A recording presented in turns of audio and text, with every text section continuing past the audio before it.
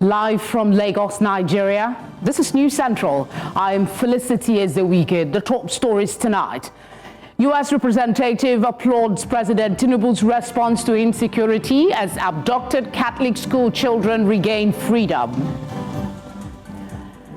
Pensioners protest across Nigeria, demand payment of outstanding pension increment. 83-year-old Ivory Coast President Alassane Ouattara sworn in for fourth term after landslide victory in October election. And in business, House of Representatives Committee summons NNPCL boss over 2021 audit queries. And in sports, National Sports Commission questions Athletics Federation of Nigeria over age discrepancies of under 18 and 20 athletes.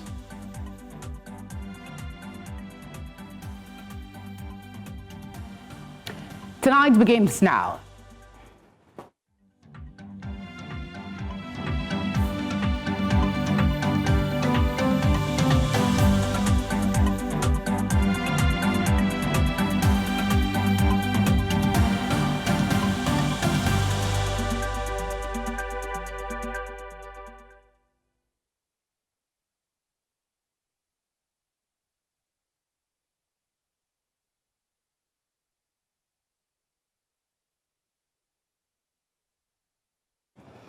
We begin tonight in Niger State, where 100 abducted school children have returned to their families. Pupils of St. Mary's Catholic Private Primary and Secondary School, Papari, whose release was secured by the federal government on Monday, arrived at the Niger State Government House in Minna. They were seized from their school on November the 21st when bandits attacked their school, abducting 315 people. 303 students and 12 teachers. The federal government reportedly secured the release of the children on Sunday, though the presidency had yet to state the development. Earlier, the Christian Association of Nigeria, KWAM, stated that it had not received any official notification regarding the students' reported release. Meanwhile, a member of the United States House of Representatives, Riley Moore, has commended President Tinubu for the rescue of 100 school children in Niger State. According to him, the rescue is a positive demonstration of President Tinubu's response to the country's security challenges. Moore, who is visiting Nigeria after months of tense debate between U.S. and Nigerian officials over alleged persecution of Christians, however, noted that so much work still needs to be done, as he raised fresh worries over rising terrorism and ongoing killings during a meeting with Nigeria's National Security Advisor, Nuhu Ribadu.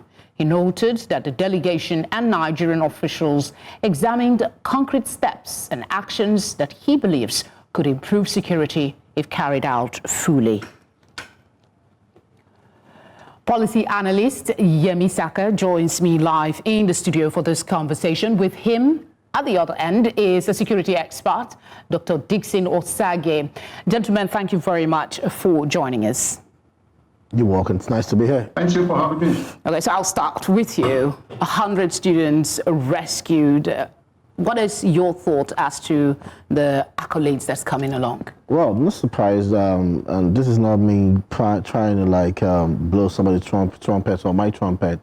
With what I saw, what I witnessed in Birnin Kebbi, because I was on guard in Birnin Kebbi, I was fortunate to be with the Minister of State of Defense, Dr. Bello Mohamed Matawale. With the coordination with his inputs and how the security agencies, collaborated and brought the Birnin Kebbi girls back to the Kebbi girls back to safety. I had, utmost conviction we're gonna get those pupils from Niger State back to safety as well. It was just a function of time. Dickson, with a U.S. fact-finding team also in Abuja, how might Nigeria balance these parallel security engagements?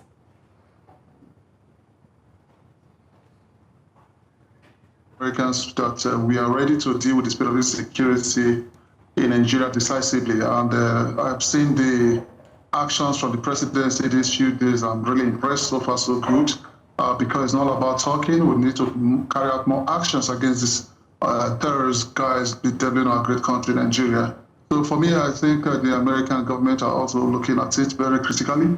And also the delegates have come to Nigeria for a fact-finding, and also they've seen the efforts being put by the presidency. And I tell you, sometimes 2-3 years ago, we will have most of these our guests being kidnapped. There is not much effort being put, but the speed and momentum, the response measures from this administration, I tell you, it's a very good one, and also it's going to send a warning to the criminal element that there will be no hiding place, even though they succeed in their criminal enterprise. Our people, our government and government security forces will go after them and also bring them to justice. I'm curious as to your thoughts on the proposed collaboration between France and Nigeria to fight security. The French president was very clear when he said it was at the request of Tinubu. He is looking for solutions. Well, it's necessary, it's important, because out of like 5-6 countries that borders Nigeria, we have 6 or 5, they have 4 or 5 of them being Francophone countries: Togo, Benin Republic, Cameroon, before now Niger and Chad. So whether you like it or not, you need France collaboration in this war on terror. To some of us, you probably want to say that has not gone down well with our other Western allies, but we have a problem to solve. We're probably going to go everywhere we can get solutions from to resolve these issues. Nigeria as a country has been attending more than ever a lot of defense expos seeking collaboration. DICON is being active as we speak, or can I say there's a resurgence in activities of DICON. Nigeria is going to host the Defense Expo next year. And it's not just about showing off armament, seeking collaborations and what have you. A strong defense industry is a sign of you having, you can beat your chest and say your sovereignty will be intact and, roundly protected. Dickson, on November 26th, President Tinubu declared a nationwide security emergency. And since then, we've seen a series of action from getting also a new minister to requesting France collaboration, and so a couple of other activities that we've seen so far. Would you say that the actions that has been taken, that we know that is in the public domain, is an indication of how much important the presidency is now taking the security challenge in this country, and how soon do we expect to see some results? The question, Felicity. You see, that's why I'm even happy about the tweet of Donald Trump, even though many people might criticize such tweets. But for me, as a security consultant and as a true Nigerian, I'm very delighted to see that tweet, because it seems like a wake-up call.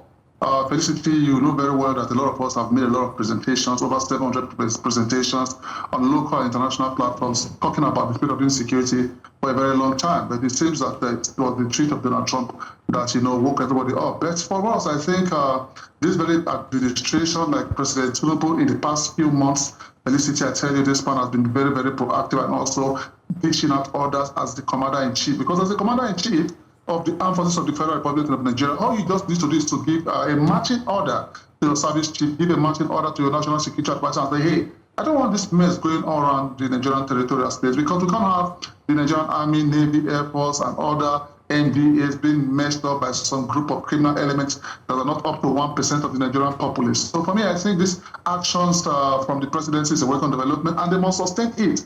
Because Felicity, when it comes to response mechanism, there are 3 factors that are responsible there. They will have the proactive measures, the reactive measures, and the preventive measures. I will advise that the government should start looking at preventive measures and proactive measures instead of reactive measures, because each time you carry out reactive measures is after the commission of crime, which simply implies that security has been defeated. So let this very administration go ahead with their preventive measures and proactive measures so that you'll be able to decimate this criminal by day, by night, and do not allow them to regroup and also come back to attack the Nigerian space. We must also go to their governable space where they take shelters and, decimate that environment and ensure that we don't give them time to attack our security forces. It's doable, Felicity, and we have the capability and capacity, and I tell you that for free, that this war will achieve it if only we have the political will. And I've seen the president carrying out from effective political will against this criminal element. All right, Yemi, I'll come back to the question of collaboration. We've seen the U.S., stick things out to us, and we jump.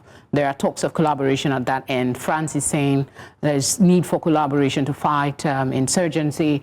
And he's saying the world cannot sit back as spectators and complain that things are going wrong. But how much of these international partnerships do you think will have real influence in the fight that is ongoing? Yeah, but before I jump at that, I probably want to correct a notion. The government of the day has been proactive since 2023. And the first thing this administration did, which was not properly communicated by its information managers, it's not the problem of, it's not the issue or problem of Nigerians or misgivings or uninterest among Nigerians. It's just because it wasn't properly communicated to them. The floating of the Naira. Well, I can't disagree with you on that, because if you were saying that it's not properly communicated, but now we're getting information on the go as things are happening. What's the difference? Probably, let me hit the nail on the head. Probably, you see, the floating of the Naira was a strategic move to cut funding to terrorism, because with that, there was the removal of subsidy on forex. They call it starvation of funds in counter-terrorism. And with that, that's why that was brought about the upsurge in kidnappings and what you have across the country, because these terrorist organizations have to now go source for funds themselves to fund their activities, to fund their relevance, to fund their operations. That is one. Secondly, when this government got into office, it realized that there was something that we've been saying from the days of Nnamdi Kanu as the NSA. This is not me indicting him, but there was a lot of reports flying here and there. The president understood that there's a huge market for conflict entrepreneurs on all sides. So I think what the government did was to put a cap or a peg or probably step on the brakes on armed procurement and what have you, like it did. Okay, so you're saying actions are being taken prior to this development. But that's, with that was meant to, boost the defense, the capability of DICON, and we're now to look inward. So that was strategic, and that was about the attendance of defense evolution by the Minister of State of Defense, often sometimes by the then Minister of Defense. Yeah, but I mean, you will agree, as most Nigerians would, that the actions that are being taken now are clear for everyone to see, and very, it seems to sync with the timing of Trump's, prodding at us. I think a lot of Nigerians are proud. There's no time, if you're being patriotic and you are not hating your country after an election cycle, that you don't see the defense ministry or the DHQ or the army headquarters or what have you, even the Nigerian Navy headquarters, pushing out reportage of what they're doing, massive clear-outs and what have you. Okay, it's because I really wish we would... A quick one. It's like you treating malaria. You probably deal with the parasites, then you start to now recuperate to regain your strength. So it was big by big efforts that Nigerians were probably nonchalant about, but definitely not ignorant about, because there's no day, there's no week you don't see reportage of military incursions or efforts in clearing out these, terrorist hideouts. Okay, you still have not answered my question. Hopefully we'll have time to come back to you to just take that on. Yeah, sure, why not? But I will put similar question to Dickson. Your thoughts on how these public interest is pushing our responses to insecurity, and how much further can it go? Well, thank you very much, Felicity. I think every day I represent an organization in the area of counter-terrorism training, and we have a platform where we receive on-the-spot assessment and also incidents happening across the Nigerian populace. Well, I'm not here to, attack any persons or whatever the case may be, but I'm here to state facts, because we are Nigerians. We read about what happens and all the criminal activities and security threat between Nigeria, inclusive of the existential threat. Oh yes, I've said it before during the commencement of this interview, that this president has done a lot, but that's it's not sufficient. We need to start looking at bringing Nigeria and restoring Nigeria to a state of positive peace. Because if you look at the attack methodology of this criminal element from the east, west, and north, they seems to be gaining momentum, succeeding in their area of attack against our military formation and successfully dismantling some of our military formations. I agree that the Nigerian military has also succeeded in some area of bombardment and also some area of attack. But let's be very clear that the Nigerian military and Nigerian military in whole has the capability to decimate these guys.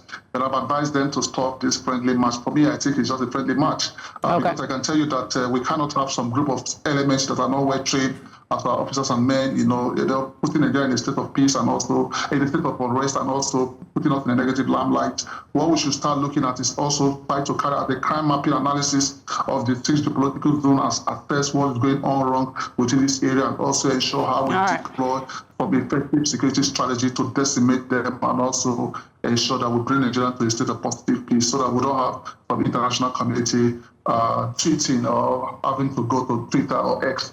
All right, Dickson. I wish there's more time. I always wish there's more time, but we don't have that. In 30 seconds, if you can, your thoughts on how far these collaborations will help us. The collaboration will go a long way, but I beg to disagree. There's no way you can have a clear mapping of the activities of these guys. Post-2023, pre-2023, you can. But post-2023, you cannot, because what they're doing is they want to stretch our military, and they're going to be attacking haphazardly, not in sync, not in any sequence that you can map. You can just try and have a guesstimate of the ideology, you can also have a guesstimate of the motive or what have you, but you cannot pinpoint this is how the pattern is going, because it's not clear cut out, or clearly cut out. Yemi, thank you for being here. That was a pleasure. Dickson, thank you for being here as well. Thank you for having me. If there's time, I would have informed Yemi what I meant by crime mapping analysis. I wish we had more time, or hopefully another time. Thank you for being here again. Coming up tonight, a court refuses IPOB leader Nnamdi Kanu transfer from Sokoto prison. Stay with us.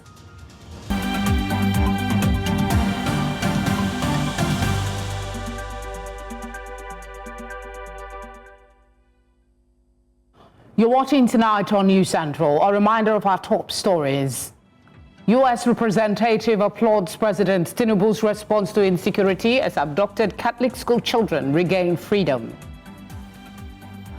Pensioners protest across Nigeria, demand payment of outstanding pension increment arrears.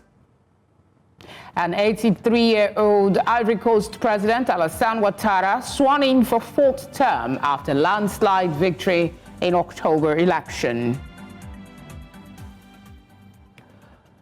Staying with security matters, 4 people were killed after armed gunmen attacked residents at the Afo Market Junction in Nofia, Njikoka, local government area of Anambra State. According to the State Police Command, the assailants, suspected to be members of a rival cult group, arrived in an SUV on the evening of December 7th and opened fire indiscriminately. Officers had earlier arrested 2 suspects believed to be linked to planned cult activity, but the attackers managed to escape before security teams arrived. In a related development, a deadly attack on a church in Lili Ihiala, local government area of Anambra State, has left 1 person dead and several others seriously injured. The attackers also partially burned the church and destroyed properties within the premises.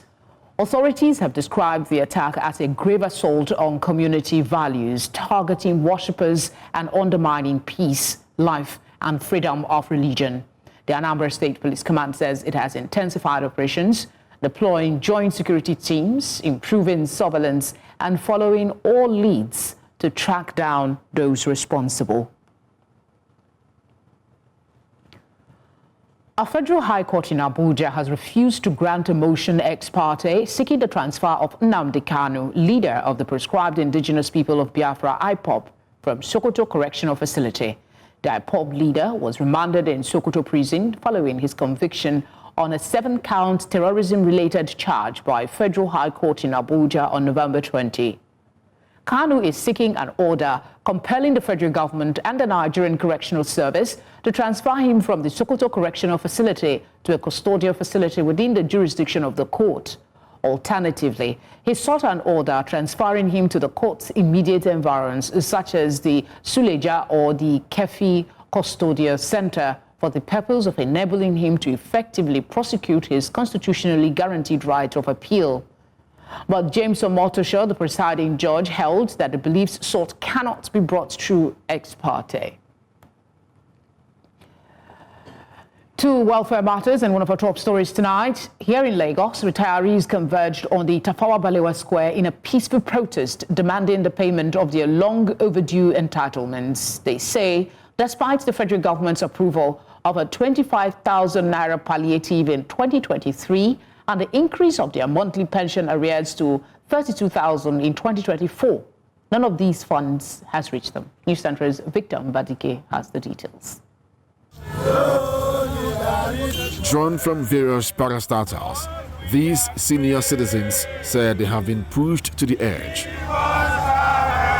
leaving their homes to occupy the Tafa Balewa Square is their latest attempt to get government's attention.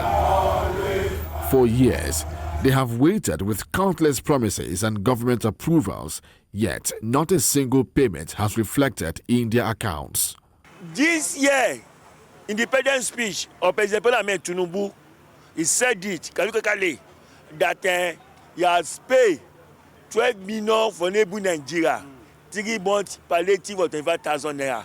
We are now asking, who are the vulnerable if not pensioner? And we are not received kobo since 2023. These areas of 32,000 pension increment and 35,000 palliative, we will not go beyond this 2025. Give us money. We haven't got anything to do. We don't have anybody to call over. We are not having gun. We are not having anything. But give us that money. We know what it takes. All of us are on drugs. How much is drugs now? How much are we buying drugs? Before we buy it, 16,000, 18,000. Now, if you give us 32,000, it doesn't reach what I am going to be using. Exactly. Look at me. I have just bought one. It doesn't mean that the president is mad or is fool to have approved such a money since 2023. So this money is in somebody's hands. Despite harsh economic conditions, they insist that relying on friends and relatives at this stage of their lives should not be their destiny. We know that he's been trying, at least releasing the money for payment. But we want him to know that those people that he has put in charge of our money, they are not doing the right thing. Exactly. How much are they giving us? Before our children will come and dash us some money, they too, they have their own responsibility. This naked protest we want to do, we mean it today, but purposely because we respect the nation and you don't want to tarnish the image of this nation. Please tell them they should do the needful. On the 15th of this month, we want all our money, otherwise they will see us naked by next protest. But these pensioners say today's protest is a warning shot. If nothing changes, they will be back on December 15, louder and in even greater numbers until their approved benefits are paid. In Lagos, for News Central, Victor Mbadike. Trade remains a veritable source of boosting Nigeria's foreign exchange inflows, improving the economy and raising the national standard of living, with the logistics industry playing a vital role in achieving this. Experts are of this view at the commissioning of the TY First Grade A Logistic Park in Lagos. News Center's Omolola Ololade has more. Located in the heart of Lekki Free Trade Zone, precisely in the new urban center of Alaro City, here in Lagos, is the TY Logistics Park created to cater to Nigeria's logistics needs. This is a kind of partnership that we believe moves nations forward. This facility, we believe, will change the face of logistics completely in the country and in Lagos. But we're further even impressed that this is happening in the Alaro City or within the Lekki Free Trade Zone. Firstly, you don't even need anybody to tell you what kind of development this asset is going to bring in. Already, you know, it's going to create jobs. Many young people will be employed. It opens up the city, the environment for commercial activities. It increases the IGR of the state. By commissioning the newly built TY First Grade A Logistics in the country's commercial nerve center, the logistics company said it is committed to scaling Nigeria's logistical infrastructure with its ultra-modern facilities aimed at boosting the country's trade sector for economic development. TY Holdings Chairman, General T.Y. Danjuma, made the bold and forward-looking decision to invest in land here in Alaro City, with the vision of creating a purpose-built grade A logistics platform that would redefine how goods move across Nigeria and West Africa. Today, that vision stands before us, 2 world-class facilities with a combined 29,000 meters of premium free zone space, designed to support the next generation of trade and supply chain operations. What we have witnessed today, the official launch and commissioning of the TY Logistics Park here at Alaro City, is another bold step in the actualization of a great vision to create a center for prosperity, for job creation, for ease of business, increasing the supply chain efficiency in the country. For Nigeria to join the league of the most industrialized economies in the world, experts believe it will have to rapidly grow and scale its motor-park logistics outlay, hence the role of TY Logistics in achieving this feat. This is a world-class, modern, state-of-the-art infrastructure facility. So it sends a message to multinationals, domestic clients, investors. It sends the message to the whole world that Nigeria has world-class logistics. And world-class logistics leads to an efficient and scalable overall economy. Naturally, it breeds a sort of confidence, in the landscape. So, it's a great thing. Nigeria, we welcome such businesses. It just raises the standard generally everywhere. Ease of operation, seamless business. This is the global practice, and I'm glad that, as Nigerians, we can adopt this. So. Besides facilitating internal and cross-border trade, logistics companies such as TY Logistics Park will also help create job opportunities for many Nigerians to raise the national standard of living and fuel the country's economic growth. In Lagos, for News Central, Omolola Ololade. Many thanks, Omolola. Jubilation across Syria as residents mark 1 year since fall of Bashar al-Assad's regime. Thank you for staying with us. Let's now tell you that President Alassane Ouattara of Côte d'Ivoire has been sworn in for a 4th term after winning re-election with nearly 90% of the vote held on October 25. Leaders from 11 African countries, including Nigeria's Vice President Kashim Shettima, who represented President Bola Tinubu, attended the ceremony in the economic capital, Abuja. Shettima restated the regional giant's commitment to peace, stability, and regional cooperation. For his part, President Ouattara says he is aware of his duty to defend the Ivorian constitution. After managing to release all hostages, including high-ranking officers, Benin Republic is searching for fugitive soldiers behind a foiled coup attempt as other West African countries mobilized to offer military support. The economic capital, Cotonou, was calm and traffic had returned to normal by Monday afternoon after a group of soldiers a day earlier announced on national television that they had ousted the President Patrice Talon. President Talon made his TV appearance later Sunday, assuring the country that his situation was completely under control. All right, let's turn to an international journalist, Nnamdi Kanu, for some African politics and efforts towards regional stability. Thank you for being here. What does the foiled attempt in Benin tell us about the broader pattern of political instability across West Africa? Yes, I can hear you now. Go ahead. Yes. All right, beautiful. Now, I'm trying to drive a point home that a country that attained independence on August 1st, 1960, even before Nigeria did, is a country that should have understood that its choices should essentially belong to it at the moment.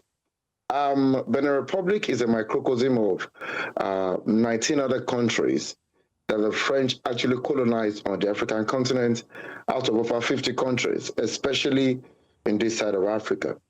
And it's important to state clearly here that when you see coup happen, it is because democratic leadership itself has not produced the kind of results expected by the people. The last census it had, I think that was in 2021 or thereabouts, should be about 13 million, if I'm correct.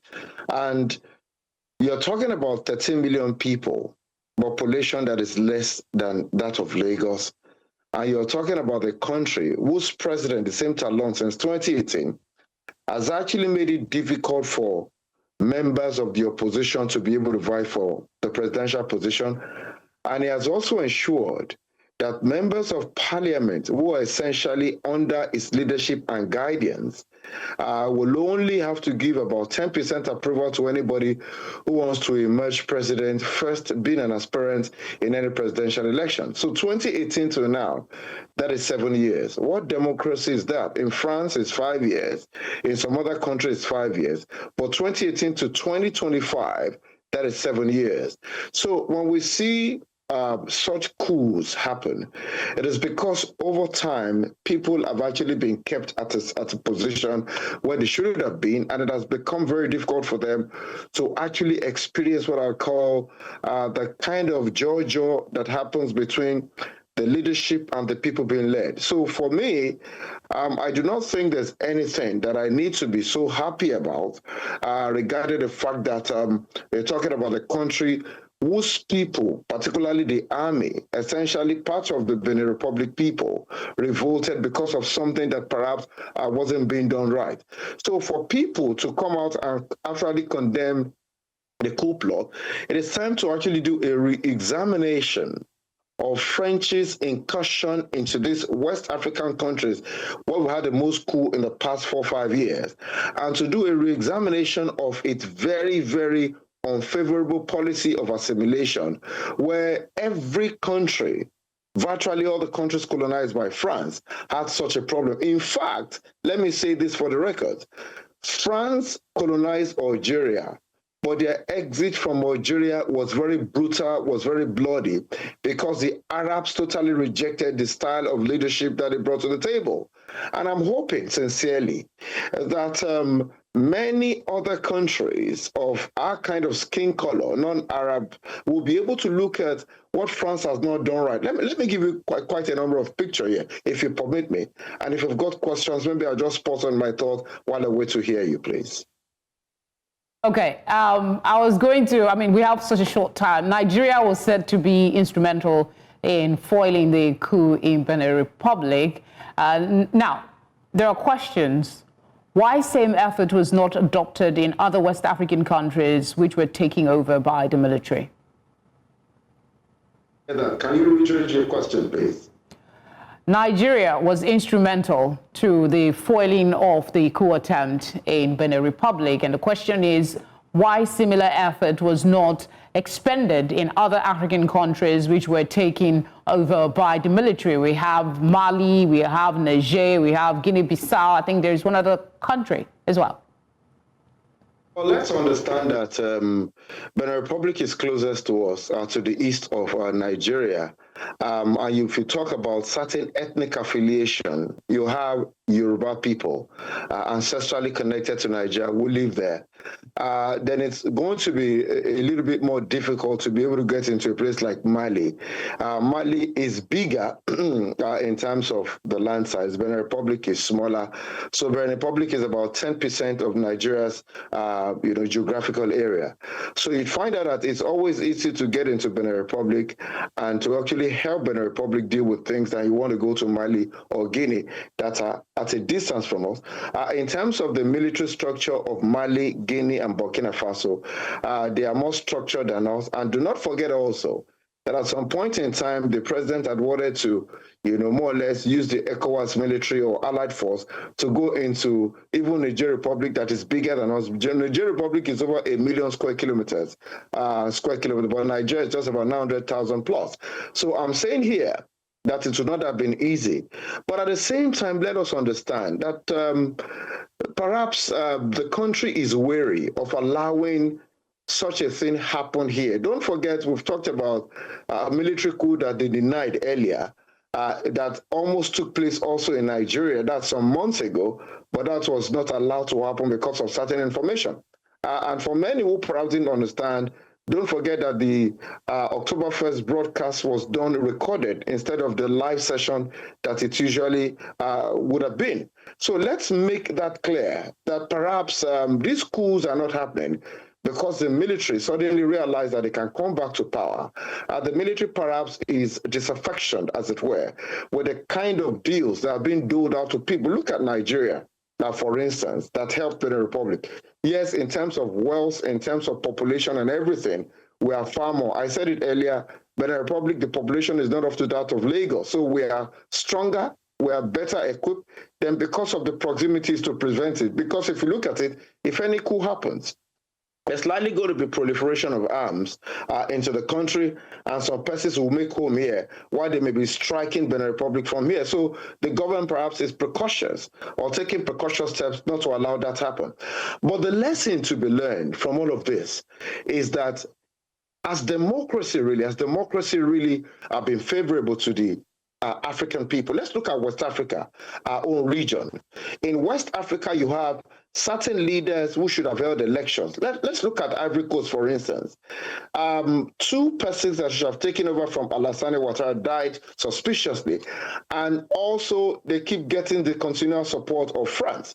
If you go to Cameroon, the person that heads Cameroon as we speak cannot even sit on his own, cannot sit down on his own. So it tells you that when leaders in that country allow certain wicked alliance with France against their own people, then it gets to a point even the military is not happy about it.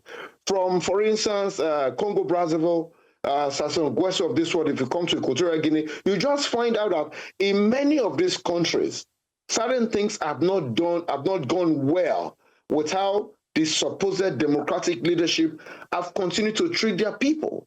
And if you look at it, oftentimes the civilians are disarmed with regard to how they can fight for themselves. And the military, yes, I agree in principle that the military should not come to power. The military should only take responsibility of the external sovereignty of their respective countries. But it gets to a stage where the military themselves, without the uniforms, are civilians, and they have to fight one way or the other to liberate the people. If you go to a place like Burkina Faso, we really don't have much time. I'm really afraid we have to pause this conversation. So much information coming from you. I'm hesitant to interrupt, but we have to go. Thank you for speaking with us. Thank you very much for the privilege of talking with you. Thank you. To one of our top stories tonight, thousands of Syrians took to the streets on Monday to mark the first anniversary of the fall of longtime ruler Bashar al-Assad's regime. Across Damascus, Hama, and other cities, people waved flags, set off fireworks, and joined festive parades. New President Ahmed al-Shara led dawn prayers at the historic Umayyad Mosque in Damascus, dressed in military uniform, just like he had during the 2024 rebel offensive. After the prayers, he pledged to rebuild Syria, saying no obstacle will stop the country from rising again.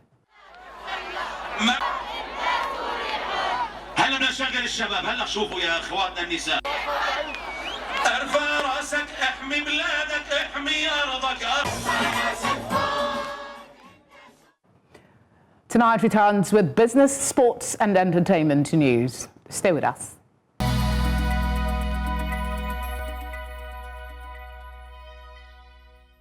This segment is brought to you by MoneyPoint. The Public Accounts Committee of the House of Representatives has summoned NNPC Limited Group CEO Bayo Ojulari to appear on December 15 and provide documents related to 2021 audit queries by the Auditor General.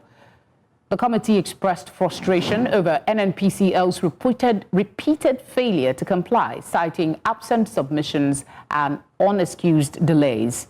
The audit queries include alleged payments to contractors for abandoned projects, failure to deduct taxes, and unauthorized payments by the CFO. The committee, empowered to oversee public funds, has a history of uncovering financial discrepancies and enforcing accountability. The Niger Delta Power Holding Company, NDPHC, has added 450 megawatts back to the national grid following the completion of the maintenance works at the Geregu NIPP plant in Kogi State. The 4-week inspection by Siemens Energy was carried out to boost efficiency and extend the plant's lifespan. Managing Director Jennifer Adigige noted that NDPHC has restored 6 previously idle gas turbines with a combined 875 megawatt additional capacity expected once all units are fully operational. We'll be back with market reports after this break. The Nigerian exchange closed the session on a positive note, supported by modest gains across key sectors. The all-share index inched up 0.26% to 147,426.95 points, reflecting sustained investor interest despite broader market caution. Market capitalization also held firm at 93.9 trillion naira, underscoring resilient sentiment towards large cap stocks. Now let's move to the sectors. Sectorial performance was largely upbeat, with the insurance index leading the market, advancing 1.83%, followed by banking, which posted a solid 94% rise as investors continued to take positions in Tier 1 lenders. The industrial goods sector recorded a mild 0.28% gain, while consumer goods edged up 0.08%, signaling mixed but stable activity. The oil and gas index closed flat, reflecting subdued trading in energy counters. Overall, the market maintained a steady trajectory driven by selective buying interest and improving risk appetite. And that does it for business. Sports is up next.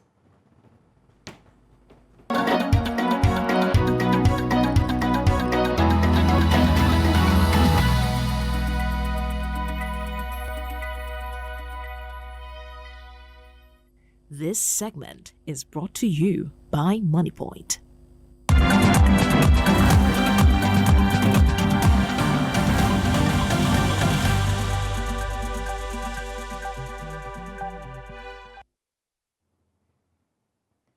All right, in sports, the National Sports Commission has demanded full accountability from the Athletics Federation of Nigeria following an Athletics Integrity Unit query on alleged age discrepancies involving some Nigerian athletes who featured at the CA Under-20 and Under-18 championships in Abuja. NFC Chairman Sheudiko expressed strong dissatisfaction, warning that any official found guilty of age-related malpractice will face disciplinary action.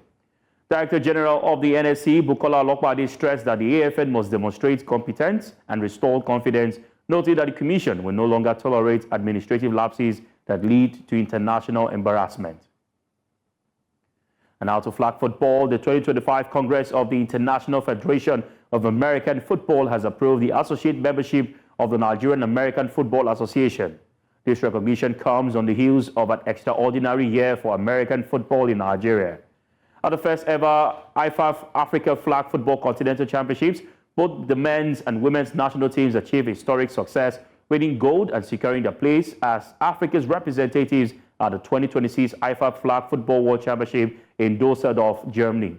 Now, through partnerships with international organizations, flag football has expanded grassroots engagement and opened new doors for girls in sport and leadership.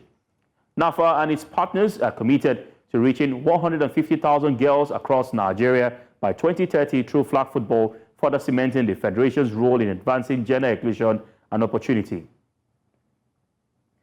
And now to football. Nigeria's first choice goalkeeper Stanley Nwabali is in danger of missing the Africa Cup of Nations after the Chippa United confirmed he is struggling with ankle and hand injuries.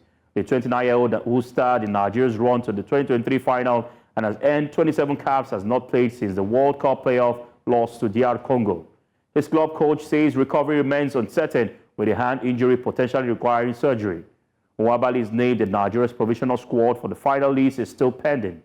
The Super Eagles begin their African campaign against Tanzania on the 23rd of December in Fes, in Morocco. Meanwhile, FIFA's player release rules have pushed the Nigeria-Egypt pre-AFCON friendly to Tuesday, the 16th of December. Clubs can retain players until Monday, 15th of December, prompting the change from the original 14th of December date.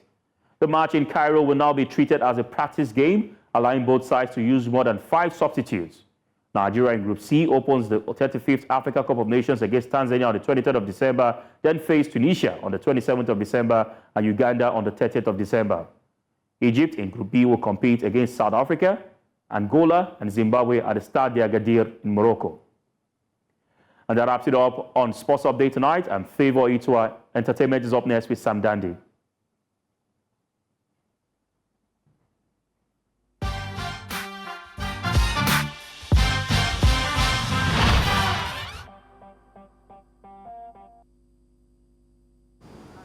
And now in entertainment, Fuji legend KWAM has declared interest in becoming the next Awujale of Ijebuland.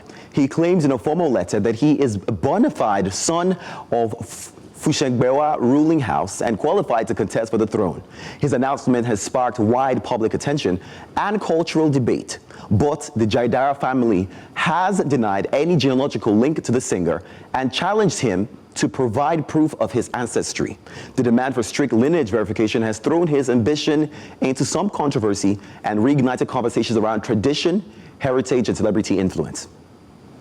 Let's move from that one. The family of the late music icon Sunny Okosun has announced plans to remix his full catalog beginning in 2026, aiming to preserve his legacy for a new generation. His brother Iwa Okosun said the project will highlight Sunny's message of social justice, Pan-Africanism, and freedom. All of his children are involved in the project through funding, although funding remains a major challenge, they say. Now, the effort is also linked to his church and memorial foundation as the family works to keep both his music and message alive. Those are the biggest stories in entertainment. I am Sam Dandy. And that's all we have for you tonight. As always, we'd love your feedback and your eyewitness report. Please share them using the phone number showing now on your screen. You can follow us on all platforms. We are at News Central TV. You can choose to watch us live on DSTV channel 422, GoTV channel 23, Star Times channel 274, Avo TV, and on YouTube. As always, thank you very much for your kind attention. I bid you a good night.